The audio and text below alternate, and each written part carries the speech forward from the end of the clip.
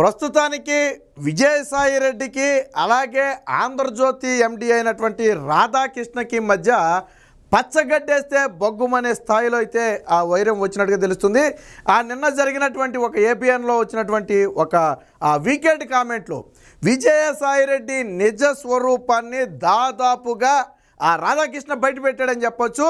పైగా కొన్ని విషయాలు అంటే ఇద్దరు వ్యక్తుల మధ్య జరిగినటువంటి ఒక ప్రైవేటు సంభాషణ గురించి మాట్లాడటం కరెక్ట్ కాదు అంటూనే గతంలో విజయసాయి రెడ్డి ఇదే రాధాకృష్ణ వద్ద కానివ్వండి లేదా మరికొంతమంది వ్యక్తుల వద్ద కానివ్వండి జగన్మోహన్ రెడ్డి నన్ను దూరం పెట్టాడు, జగన్మోహన్ రెడ్డి పార్టీలో నాకు ఆ ప్రాధాన్యత ఇవ్వటం లేదని పలువురు దగ్గర వాపోయినట్టుగా కూడా నిన్న రాధాకృష్ణ చెప్పడం జరిగింది. ఇక ఇదే సమయంలో కొంతమంది వైసీపీ ఎంపీలను బీజేపీలో చేరుస్తానని బీజేపీకి మాట ఇచ్చి ఇప్పుడు ముఖం చాటేసి తిరుగుతున్నాడంటూ కొన్ని సంచలన ఆరోపణలు అయితే చేయడం జరిగింది. అసలు విషయం ఎక్కడ మొదలైందంటే గతంలో రాధాకృష్ణ మీద విజయసాయి రెడ్డి ఒక ట్వీట్ అయితే వేయడం జరిగింది. ఆ ట్వీట్లో రాధాకృష్ణ మీద కొన్ని ఆరోపణలు చేశారు. అమ్ముడు పోయిన వ్యక్తి డబ్బులకు లొంగిపోతాడు, సమ్ ఈ టైప్ కొన్ని కామెంట్లు అయితే చేయడం జరిగింది. దానికి రాధాకృష్ణ కూడా నిన్న చాలా స్ట్రాంగ్ కౌంటర్ ఇచ్చాడు. ఏమని, నిజంగా నేను అమ్ముడుపోయే వ్యక్తిని అయితే డబ్బే నాకు పరమావధి అయితే ఇటు కేసీఆర్ అధికారంలో ఉన్నప్పుడు అటు జగన్ అధికారంలో ఉన్నప్పుడు వీరిద్దరితో నేను ఒప్పందం కుదుర్చుకుంటే నేను సెట్ అయిపోతాను కదా, ఏకకాలంలో రెండు రాష్ట్రాలలో ప్రభుత్వాలతో పోరాడి నిలబడాల్సిన అవసరం నాకేముందని చెప్పి నిన్న రాధాకృష్ణ అడగటం జరిగింది. వాస్తవానికి రాధాకృష్ణ చెప్పిన దాంట్లో వాస్తవం ఉంది. ఎందుకనంటే నిజంగా డబ్బే పరమావధిగా భావించి ఉంటే ఇటు తెలంగాణలో అటు ఆంధ్రాలో ఇద్దరు కేసీఆర్ జగన్ ఇద్దరు దోస్తులే. సో రెండు రాష్ట్రాల్లో కానీ సఖ్యతగా ఉండి వాళ్ళకు అనుకూలంగా ఉంటే మిగిలిన బెనిఫిట్ సంగతి పక్కన పెట్టి అడ్వర్టైజ్మెంట్ రూపంలోనే ఆ రాధాకృష్ణకు బోలంత ఆదాయం వచ్చేది. మరి దానికి కూడా కాదనుకుని అటు జగన్ అక్కడ వేధించి ఇక్కడ కేసీఆర్ వేధించి సో అయినప్పటికీ కూడా ఛానల్ నిలబడింది. జగన్మోహన్ రెడ్డి 5 ఏళ్ల పాటు ఆంధ్రాలో ఏబిఎన్ ఛానల్ని పూర్తిగా బ్యాన్ చేశాడు. యూట్యూబ్లో తప్ప ఎవరికి ఛానల్ రాలా. అటు ఫైబర్ నెట్ దగ్గర నుంచి కేబుల్ ఆపరేటర్ల దగ్గర కూడా ఏబిఎన్ ఛానల్ బ్యాన్ చేశాడు. మరి దానివల్ల రాధాకృష్ణకి ఎంత నష్టం? రాధాకృష్ణ ఎన్ని ప్రయత్నాలు చేసినా జగన్మోహన్ రెడ్డి 5 ఏళ్ల పాటు ఛానల్ రానివ్వలేదే. ఇక్కడ తెలంగాణలో సరే ఛానల్ అయితే అడ్డుకోకపోయినా దాదాపుగా ఇక్కడ కూడా కొంత ఇబ్బంది పడిన మాట వాస్తవం. నిన్న రాధాకృష్ణ అడిగింది అదే, ఏమని, నిజంగా నేను డబ్బుకు లొంగేవాడినో లేదా ఇతరుల అధికారానికి లొంగేవాడినో అయితే రెండు రాష్ట్రాల ముఖ్యమంత్రులతో పోరాడి నిలబడటం అంటే మాటలు కాదు. రెండు రాష్ట్రాల ముఖ్యమంత్రులు నిజమే కదా, ఒక మీడియా సంస్థ రెండు రాష్ట్రాల ముఖ్యమంత్రులతో పోరాడి నిలబడటం అనేది ఆషామాషి వ్యవహారం కాదు, చిన్న వ్యవహారం అంతకంటే కాదు. అందులోనూ జగన్మోహన్ రెడ్డి, ముఖ్యంగా జగన్మోహన్ రెడ్డి లాంటి వ్యక్తిని బలంగా ఢీకొట్టి నిలబడటం అనేది కరెక్ట్ కాదు. నిన్న రాధాకృష్ణ ఏం చెప్పాడంటే విజయసాయి రెడ్డి ఏదో కబుర్లు చెబుతున్నాడు కదా, సరిగ్గా నెల రోజుల క్రితం కూడా విజయసాయి రెడ్డి వచ్చి నన్ను కలిశాడు. ఎందుకు కలిశాడో చెప్పాలని చెప్పి రాధాకృష్ణ ప్రశ్నించడం జరిగింది. మరి విజయసాయి రెడ్డి చెప్పాలా? విజయసాయి రెడ్డి నెల రోజుల క్రితం ఏబిఎన్ రాధాకృష్ణను ఎందుకు కలిశాడు? కలిసిన మాట వాస్తవమే కదా. రాధాకృష్ణ ఇంకో మాట కూడా చెప్పాడు, ఇప్పటి వరకు విజయసాయి రెడ్డి పలుమార్లు వాళ్ళు అధికారంలో ఉన్నప్పుడు ప్రతిపక్షంలో ఉన్నప్పుడు కూడా పలుమార్లు ఏబిఎన్ ఎండి రాధాకృష్ణను కలవటం జరిగింది. కానీ రాధాకృష్ణ ఒకటే చెప్పాడు, ఏ రోజు కూడా విజయసాయి రెడ్డిని వెళ్ళి కలవాల. వాళ్ళు వచ్చి రాధాకృష్ణని కలిశారు తప్ప రాధాకృష్ణ వెళ్ళి వాళ్ళని కలవాల. ఎందుకు కలిశారు? అధికారంలో ఉన్నప్పుడు ఎందుకు కలిశారు? నిన్నగాక మొన్న అంటే ఒక నెల రోజుల క్రితం రాధాకృష్ణని ఎందుకు కలిశారు? విజయసాయి రెడ్డి చెబితే బాగుంటుంది. నేను రాధాకృష్ణ అదే అన్నది. వాస్తవానికి ఇద్దరు వ్యక్తుల మధ్య జరిగిన ప్రైవేటు సంభాషణ చెప్పటం కరెక్ట్ కాదు కాబట్టి నేను మాట్లాడట్లా. లేకపోతే విజయసాయి రెడ్డి నన్ను వచ్చి ఎందుకు కలిశాడు, ఏం మాట్లాడాడు, నాకు ఏం ఆఫర్ చేశాడు, నేను అన్నీ చెప్పేవాడిని. కానీ ఇద్దరు వ్యక్తుల మధ్య జరిగిన ప్రైవేటు సంభాషణ చెప్పడం కరెక్ట్ కాదు. వాళ్ళకేదో ఇది ఉంది కదా అని చెప్పి నేను వాళ్ళకి దిగజారలేను. విజయసాయి రెడ్డి దగ్గర ఒక నైజం ఉంది, ఏంటంటే ఫస్ట్ ఎవరినైనా అనాల్సింది అనేస్తాడు, తెర వెనకెళ్ళిపోయి ఇదంతా నేను చేసింది కాదు, నేను అన్నది కాదు, పైనుంచి వచ్చిన ఒత్తిడి మేరకే చేశాను అని అందరినీ కూడా సవరదీసే ప్రయత్నం. గతంలో చంద్రబాబు గారి విషయంలో కూడా దాదాపుగా ఇదే జరిగింది. అప్పుడు అత్యంత నీచమైన కామెంట్లను ట్విట్టర్ వేదికగా చంద్రబాబు గారి మీద పెట్టడం జరిగింది. అప్పట్లో దీని మీద పెద్ద దుమారమే రేగింది. ఒక ఎంపీ అయి ఉండి ఈ స్థాయిలో భాష వాడటం ఏంటి, మాట్లాడటని చెప్పి జాతీయ స్థాయిలో చర్చ వరకు వెళ్ళింది. అప్పుడు మాట్లాడాల్సినవన్నీ మాట్లాడేసి తెరు వెనక అబ్బాయి నేను చంద్రబాబు గారు నేను కావాలని అనలేదు, నా మీద పైనుంచి ఒత్తిడి రావటం వల్ల నేను ఈ మాట్లాడాల్సి వచ్చిందని చెప్పి అప్పట్లో కొంతమంది టీడీపీ నేతల వద్ద విజయసాయిరెడ్డి వాపోయినట్టుగా వార్తలు కూడా వచ్చాయి. సరే, చాలామంది నమ్మారు, కొంతమంది నమ్మలేదు. ఇప్పుడు నిన్న రాధాకృష్ణ యాజ్ ఇట్ ఈజ్ ఇదే చెప్పాడు. ఏమని? విజయసాయిరెడ్డి పైకి అనాల్సినవన్నీ అనేసి తెర వెనక నుంచి వచ్చి సవరదీస్తాడు. ఏమని? ఇది నేను అన్నది కాదు, నేను చేయాలని చేసింది కాదు, పైనుంచి వచ్చిన ఒత్తిడి. ఎవరు పైనంటే జగన్మోహన్ రెడ్డి. జగన్మోహన్ రెడ్డి నుంచి వచ్చిన ఒత్తిడి మేరకు నేను తిట్టా. జగన్మోహన్ రెడ్డి తిట్టమన్నాడు కాబట్టి నేను తిట్టా, అంతేగాని నీ మీద నాకేం కోపం లేదు. ఇది విజయసాయిరెడ్డి 2 నాలుకల ధోరణి.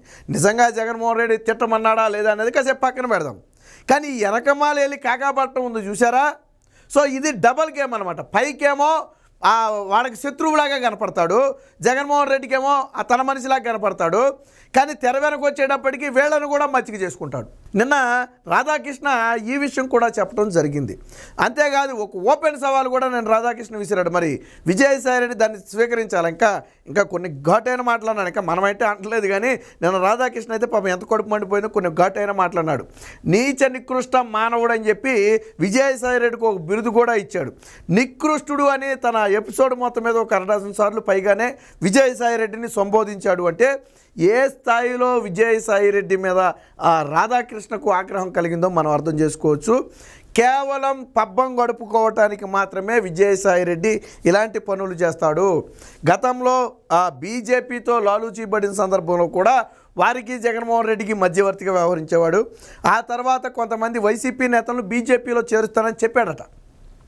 తర్వాత చేర్చలేక ముఖం చాటేసి తిరుగుతున్నాడట. సో ఇది కూడా రాధాకృష్ణ చెప్పిందే. సో రాధాకృష్ణ ఏదైనా ఒక మాట చెప్పాడంటే ఖచ్చితంగా దానికి అర్థం పరమార్థం ఏదో ఒకటి ఉంటుంది. గతంలో షర్మిల పార్టీ పెడుతుందని చెప్పిన దగ్గర నుంచి షర్మిలకు జగన్మోహన్ రెడ్డికి ఆస్తి వివాదాలు తారాస్థాయిలో ఉన్నాయి అనే వరకు రాధాకృష్ణ చెప్పినటువంటి అనేక అంశాలు అక్షర సత్యమయ్యాయి. వాటిని తప్పు అని ఎవరు చెప్పలా. అప్పట్లో విమర్శలు చేసినప్పుడు విమర్శించారు, బట్ తరువాతి కాలంలో అవి నిజాలయ్యాయి. అలాగే ఇప్పుడు కూడా రాధాకృష్ణ చాలా స్పష్టంగా కొన్ని విషయాలను అయితే చెబుతున్నాడు. మొత్తంగా ఇటు విజయసాయిరెడ్డికి అటు రాధాకృష్ణకి మధ్య వివాదం అయితే తారాస్థాయిలో ఉంది. మరి రాధాకృష్ణ ఒక సవాల్ విసిరాడు. ఢిల్లీ వేదికగా చర్చకి వెళ్దాం, ఎవరు పనికి మాలిన వాడో ఎవడు నీచ నికృష్టుడో ఢిల్లీ వేదికగా తేల్చుకుందాం, నువ్వా నేనా? నేను నా ఛానల్లో లైవ్ ఇస్తాను, నువ్వు నీ సాక్షిలో లైవ్ ఇచ్చుకో. నేను ఎటువంటి షరతులు పెట్టకుండా నీ సాక్షిలో లైవ్ ఇచ్చుకోవడానికి నేను అంగీకరిస్తున్నా.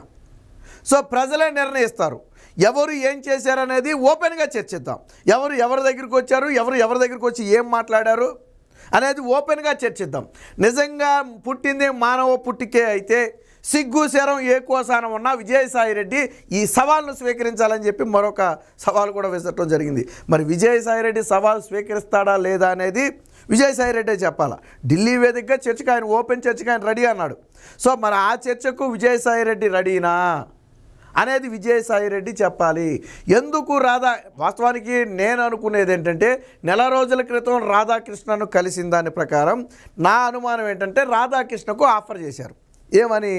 చంద్రబాబు మీద లేదా ఈ కూటమి ప్రభుత్వం మీద యాంటీ వార్తలు ప్రచారం చేస్తే ఎంత ఇస్తామని చెప్పి ఏదైనా ఒక ఒప్పందానికి రావటానికి కోసం ట్రై చేసి ఉంటారనేది నా అభిప్రాయం. లేకపోతే పచ్చగడ్డేస్తే బొగ్గుమంటుంది. అటు జగన్మోహన్ రెడ్డికి రాధాకృష్ణకైనా ఇటు విజయసాయిరెడ్డికి రాధాకృష్ణకైనా మధ్యలో పచ్చగడ్డేస్తే బొగ్గుమనేది. సరే, ఈ వైరం ఎప్పుడు పెరిగింది? గతంలో అయితే అంత పెద్దగా లేదనుకోండి, బట్ జగన్మోహన్ రెడ్డికి రాధాకృష్ణకి మధ్య వైరం ఉన్నమాట వాస్తవం.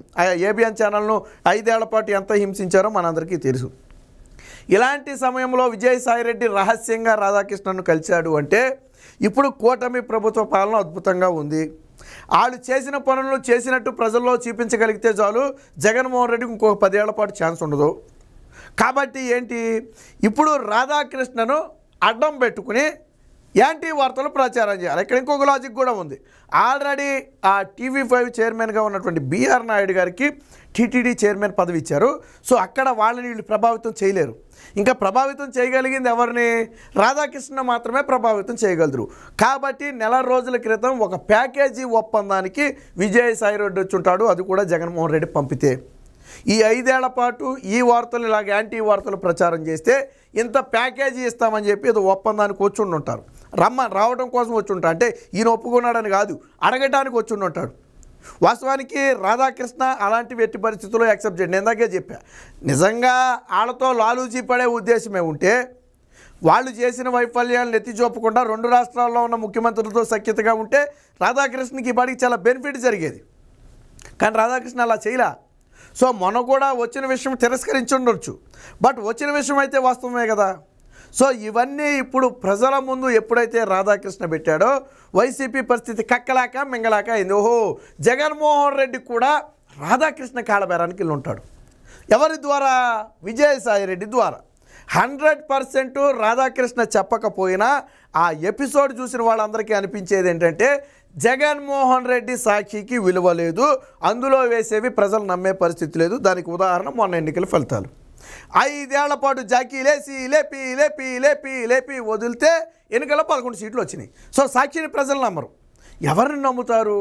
కొద్ది గొప్ప న్యూట్రల్గా వ్యవహరించే ఆంధ్రజ్యోతినో, TV5నో, ఈనాడునో వీళ్ళని నమ్ముతారు. ఎందుకంటే వీళ్ళు ఒక రకంగా న్యూట్రల్ పర్సన్స్. తప్పుంటే ఇప్పుడు కూటమి ప్రభుత్వం మీద రాధాకృష్ణ వ్యతిరేక వార్తలే లేదా? ఈ 5 నెలల్లో దాదాపుగా 10 నుంచి 20 అతిపెద్ద వార్తలు రాధాకృష్ణ ఏబిఎన్ ఛానల్లో వచ్చాయి. ఈనాడు పేపర్లో కూడా కొంతమంది ఎమ్మెల్యేలు అవినీతికి పాల్పడుతున్నారు, వాళ్ళ కుటుంబ సభ్యులు అవినీతికి పాల్పడుతున్నారని ఈనాడులో కూడా వేశారు. కానీ జగన్మోహన్ రెడ్డి మాత్రం వీటిని తెలుగుదేశం పార్టీ ఛానల్ అయితే వాళ్ళు చేసిన తప్పు ఎందుకు చూపుతారు? నీ సాక్షి ఎప్పుడైనా 5 ఏళ్ళ నీ తప్పు చూపిందా? చూపలేదు కదా. కాబట్టి వీళ్ళు చెబితే ప్రజలు నమ్ముతారనే ఉద్దేశంతో రాయబారానికి వచ్చి ఉండొచ్చు. దాన్ని రాధాకృష్ణ అయితే తిరస్కరించవచ్చు. మొత్తగా నిన్న రాధాకృష్ణ ఎపిసోడ్ తర్వాత ఇప్పుడు రాష్ట్ర వ్యాప్తంగా ఇటు విజయసాయి రెడ్డి అటు జగన్మోహన్ రెడ్డి మీద చర్చ అయితే పెరిగింది. Please subscribe to Leo news for more videos.